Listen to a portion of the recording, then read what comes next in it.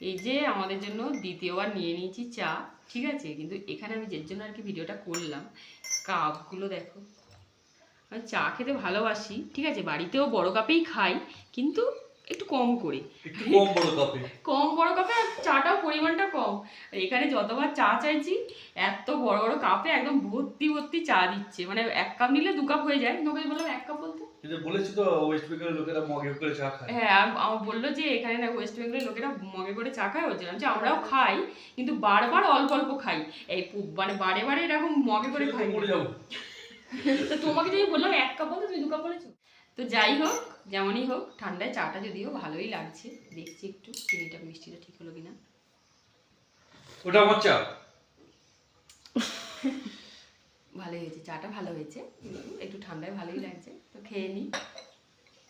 তোমার এটা hello guys, ये मग है और 1 कप चाय।